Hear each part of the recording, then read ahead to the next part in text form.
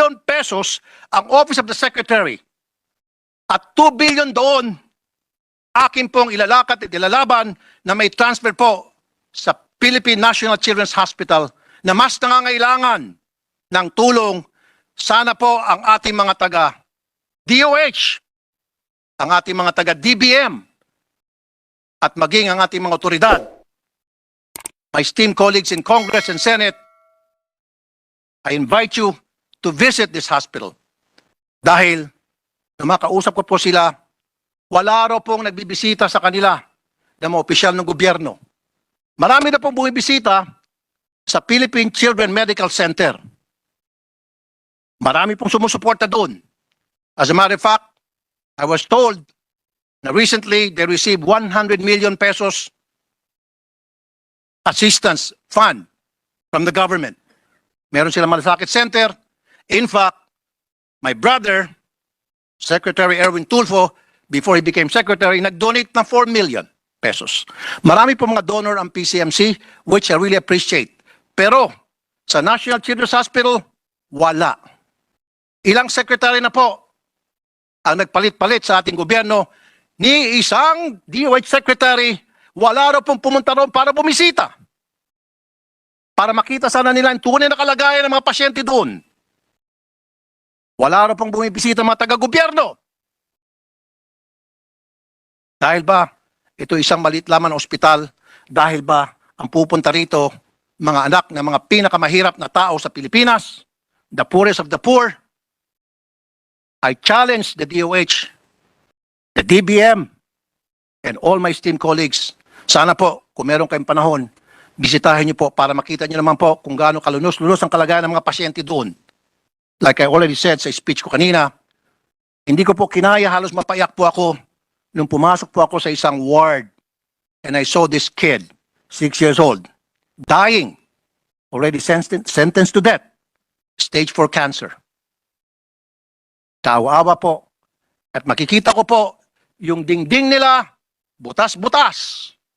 Tumutulo. Ang bintana. God. Basag ang bintana at ang ipinagpalit sa halip na papalitan ng salamin, plywood po ang ipinalit. At yung ibang bintana na talaga hindi na maremedyohan, nilagyan po ng kurtina. Na kurtina pinaglipasan ng panahon na hindi pa napaglabhan. Ganun po kawa-awa yung National Children's Hospital. That's why inuulit ko po, ipaglalaban ko po na bawasan ang budget ng DNR na para sa akin maraming pagkukulang. 10 billion para sa Office of the Secretary and 2 billion support for the operation. Another 2 billion which is 12 billion. So 2 billion po ang dapat mabawas sa DNR at yan po ay may transfer sa National Children's Hospital na mas nangangailangan po ng tulong dahil dito po yung mga inosenteng anghel ang dapat natin matulungan sa perang yan. As part of my advocacy for the youth, I visited the National Children's Hospital and the Philippine Children's Medical Center. November is National Children's Month and yesterday, November 20, was National Children's Day. Actually, even before I became senator, I visit these hospitals because more than anyone, the children in these hospitals need all the help they can get. They are the most helpless sector in our society. And today, I clearly saw the sadness and sorrow in the faces of these innocent angels, reflecting the pain and suffering they are going through in the first few moments of their lives. Ang bigat po sa dibdib makita itong mga bata na may malulubang sakit, leukemia, stomach cancer, pancreatic cancer. Napalabas po ako ng kwarto dahil di ko na po matake ang kalagayan ng isang bata doon. He was a 6-year-old boy suffering with stage 4 liver cancer. Excuse me. He was having a hard time breathing, even if he already had an oxygen tank assisting him. I was told that he is just waiting for his time to go, meaning he was already sentenced to death. And his parents were there to helplessly witness it all. As a father, I can just imagine what they were going through, knowing that their child already is considered as dead. Mr. President, the National Children's Hospital, a health facility for the poorest and weakest, is in dire need of our help. Kung paano naghihingalo ang mga pasyente doon, gayon din ang paghihingalo ng pasilidad at sitwasyon ng National Children's Hospital. Una, kulang na kulang po sila sa manpower. They could not handle the amount of patients that comes to them. In fact, listen to this. There is a 3-year waiting time. Ulitin ko po, excuse me. 3-year waiting time for some of the therapies being offered to the patients, PT, OT at speech therapy. 3 years, 3 taon. Isa pong buong cycle po yan ng Kongreso. 3 taon maghintay ang isang pasyente bago siya makatikim ng therapy dito po sa National Children's Hospital. Lubos po akong humahanga sa mga doktor ng National Children's Hospital, maging sa mga nurses doon, dahil sila po ay may tuturing na tunay na mga bayani. They give more than what they are paid for, and their salaries are way below industry level. Ang 2 buwan na sweldo ng mga PT at pampublikong ospital ay kinikita lamang po nila sa 2 linggo sa private practice. Nobody wants to work in the National Children's Hospital because, of course, there are better opportunities out there. Pero dahil sa pagmamahal at malasakit sa mga bata at pamilya doon, ang mga frontliners ng NCH ay natitiis. It is true, patriotism at work. Second, the facilities are also below standard. The building is dilapidated. Ang mga pagtakip nila sa bintana ay plywood. Basag-basag po yung mga bintana at plywood po ang pantakip. Pwedeng pasukin ng alikabok, usok at lamok. Ang napakainit po ng mga kwarto. Walang tamang ventilation. Imbis na gumaling ang mga bata, mas lalo pa sila magkakasakit. Excuse me po.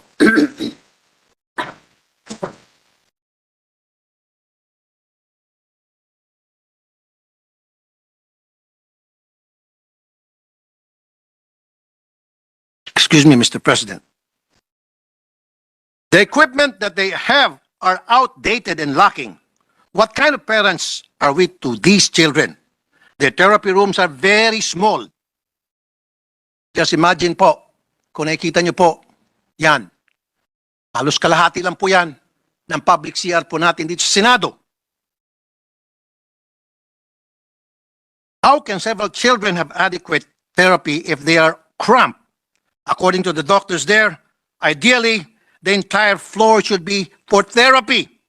But they're reduced to that 1 room for all patients. So instead of getting therapy 2 to 3 times a week at the hospital, the parents are just instructed to continue the therapy at home. Ang nangyari, do it yourself. Ang medical attention na nabibigay sa mga bata. Mr. President, the situation of the National Children's Hospital when I visited them before I became a senator has not improved. Lalong lumala pa po. I'm wondering what has happened to their budget. Their budget has increased, but is it being spent well? Will it be spent well? I want to know that we are watching what they will do with the budget of the National Children's Hospital.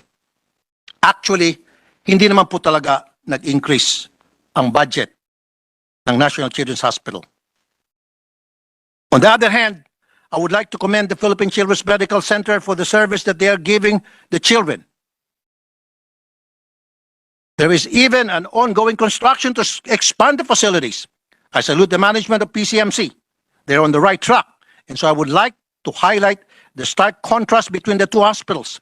The fact that PCMC is doing a good job, there's something wrong with the system of the National Children's Hospital.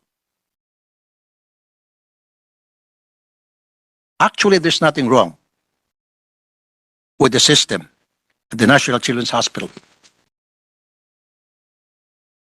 What is wrong is the way the government handles this hospital, the way that the kind of help this hospital is being treated. the way the kind of felt that they must receive from the government. I think that's what the problem is. I would like to call on the DOH to strengthen the education of parents, particularly mothers, when it comes to parental and pregnancy healthcare. Bilang kulang po tayo sa resources upang maalagaan ang mga batang may sakit at top priority would be prevention. We should double the information campaign for mothers regarding their lifestyle and diet when pregnant to prevent ailments caused by poor health during pregnancy. Ang laking pera po matitipid ng mga Pilipino kung ang mga sakit ng mga kabataan ay mapipigilan. And I would like to echo the advocacy of our dear Senator Pia Cayetano for breastfeeding. This is the number one defense of our children against sickness because it is the best source of immunization for the newborn.